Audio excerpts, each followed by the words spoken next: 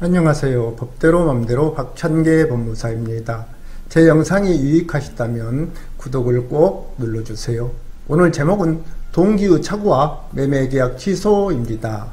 유효하게 성립한 법률행위 내용의 중요 부분에 착오가 있는 경우 법률행위의 의사표시를 한 자는 그 의사표시를 취소할 수 있습니다. 다만 그 착오가 표의자의 중대한 과실로 인한 때에는 표의자는 의사표시를 취소할 수 없습니다. 의사표시가 취소되면 법률행위는 서구바이오 무효가 되며 이 경우 당사자 사이에 이행한 것이 있으면 서로 부당이득 반환할 의무가 발생합니다. 매도인이 매수인의 중도금 지급 채무 불이행을 이유로 매매계약을 해제한 후라도 매수인은 상대방이 한 계약 해지 효과로서 발생하는 손해배상 책임이나 매매계약금을 반환받을 수 없는 불이익을 피하기 위해 착오를 이유로 취소권을 행사하여 매매계약 전체를 무효로 돌릴 수 있습니다.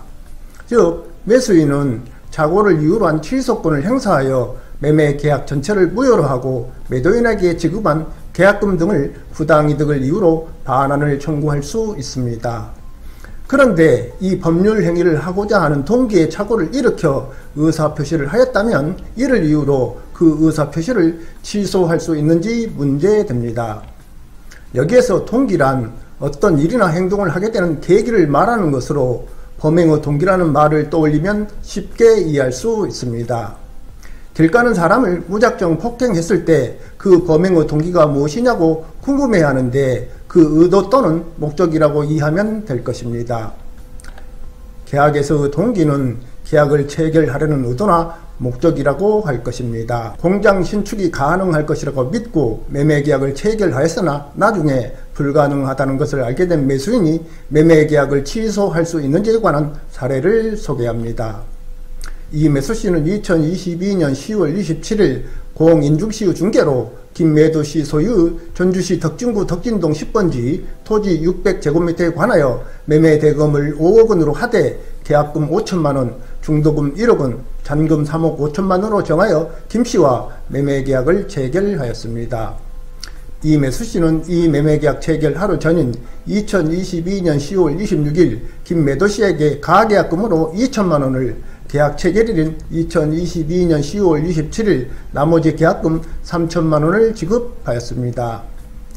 그 중도금 1억원의 지급기일인 2022년 12월 26일이 지난 뒤에도 이 매수씨가 중도금을 지급하지 않자 김매도씨는 2023년 1월 3일 이 씨에게 2023년 1월 20일까지 중도금을 지급하라는 내용증명을 보냈습니다. 그러자 이 매수씨는 2023년 1월 11일 김매도씨에게 착오에 의한 의사표시를 이유로 이 매매계약을 취소한다면서 이미 지급한 계약금 5천만원을 반환해 달라는 내용증명을 보냈습니다. 김씨가 이에 응하지 않자 이 씨는 매도인 김씨와 이 토지의 매매를 중개한 공인중씨를 각 피고로 하여, 즉 주의적으로는 김매도씨를, 예비적으로는 공인중씨를 피고로 하여 자신에게 5천만원과 이에 대하여 이 사건 소장 부본 송달일 다음날부터 다 갚는 날까지 연 12% 비율로 계산한 돈을 지급하라는 각 청구 취지로 관할법원에 계약금 반환 등 청구의 소를 제기하였습니다. 이 매수씨는 이 소송에서 주의적 청구에 대하여 자신은 공장 신축 부지로서 이 토지를 매수하였고 이 토지의 매매 계약을 중개한 공인중씨에게 이 토지에 대한 매수하려는 목적, 즉 매수 동기를 밝혔다. 공인중씨는 자신에게 토지 이용 계획서상의 이 토지가 준공업지역이므로 공장 신축이 가능하다고 말했고 이 매매계약 체결 당시 김매도씨를 대리한 배우자씨에게도 이와 같이 말했다. 그 후에 이 토지가 공장을 신축할 수 없는 토지라는 사실을 확인하였는데 이로써 자신은 이 매매계약의 중요 부분에 관하여 착오하였고 그 착오가 자신의 중대한 과실로 인한 것이 아니므로 민법 제109조 제1항에 의하여 이 매매계약을 취소하므로 김매도씨는 자신에게 계약금 5천만원을 부당이득으로 반환할 의무가 있다라고 예비적 청구에 대하여 개업 공인중개사인 공인중씨에게 이 토지의 매수 동기를 밝혔음에도 공씨는 자신에게 이 토지가 공장 지원 시설 용지로서 법령의 규정에 따라 공장을 신축할 수 없다는 사실을 확인하여 설명해 주지 않았고 이로 인하여 자신에게 5천만원의 손해가 발생하였다. 따라서 홍 씨는 자신에게 손해배상으로 5천만 원을 지급할 의무가 있다라고 주장하였습니다. 이에 대하여 제1심 법원은 주의적 청구에 대하여 이 매서 씨가 공장을 신축할 계획으로 이 매매계약을 체결하였다면 이는 매매계약의 동기에 해당하고 공장 신축 가능성에 관하여 착오하였다면 이는 동기의 착오에 해당한다.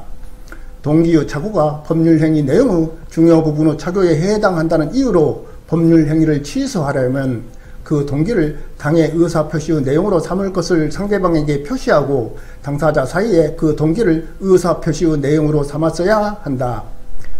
그런데 이 매수씨가 이 매매계약 체결 당시 김매도씨 또는 그 대리인에게 매수 동기를 고지하였다는, 따라서 매수 동기를 의사표시의 내용으로 삼았다는 사실을 인정할 증거가 없고 이 씨가 매매계약 체결 이전에 즉 김매도씨 또는 그 대리인 배우자씨와 접촉하기 전에 가계약금 2천만 원을 지급한 점을 보면 오히려 이 매수씨가 김매도씨에게 매수 동기를 고지 않은 상태에서 이 매매계약을 체결한 것으로 보인다. 따라서 이 매수씨의 주장은 이유 없다라고 예비적 청구에 대하여 이 매수씨가 이 토지에 공장을 신축할 것이라는 매매계약의 동기를 밝혔다면 개업 공인중개사인 공인중씨가 손해배상 책임을 감수하고 이 토지의 법령상 이용 제한사항을 확인하여 설명하지 않은 채 토지 매매를 중개할 이유가 확인되지 않는다. 따라서 이 매수씨의 주장은 이유 없다라고 하면서 이 매수씨의 주의적 청구 및 예비적 청구 모두를 기각하고 소송 비용도 이 매수씨가 부담하라고 판결하였습니다.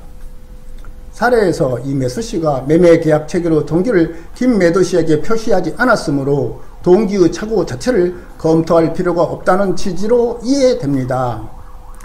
이 매수씨는 매매계약서에 공장 신축을 목적으로 토지를 매수하고 추후 신축이 불가능함이 확인될 경우 매매계약을 합의 해제한 것으로 간주하여 매도인은 매수인이 지급한 계약금 등을 반환한다는 특약사항을 기재하지 않은 것과 무엇보다 계약을 체결하기 전에 관할 관청에 이 토지 이에 공장 신축이 가능한지 여부를 확인하지 않은 잘못이 있다고 할 것입니다.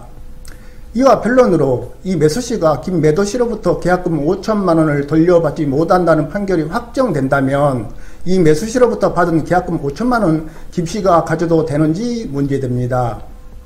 김매도씨는 중도금 1억 원을 지급하라는 내용 증명을 이 매수씨에게 보낸 후 이 씨가 중도금 지급을 하지 않았음에도 매매계약을 해제하지 않았습니다.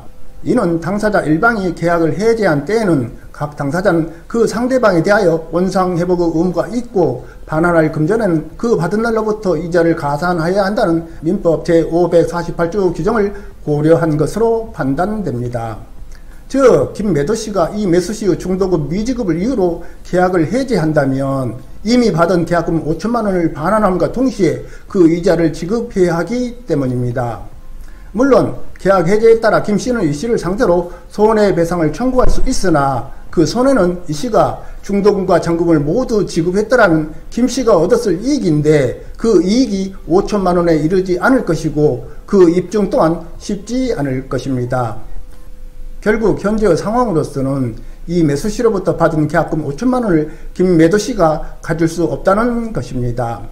그렇다고 매매의 당사자 일방이 계약 당시에 계약금을 상대방에게 교부한 때에는 당사자는 다른 약정이 없는 한 당사자 일방이 이행에 착수할 때까지 교부자는 이를 포기하고 소용자는 그 배액을 상환하여 매매 계약을 해제할 수 있다는 규정 때문에 이 매수씨가 계약금을 포기하면서 매매 계약을 해지하지 않을 것이고 김매도씨 또한 계약금 배액을 상환하면서 매매 계약을 해제하지는 않을 것입니다.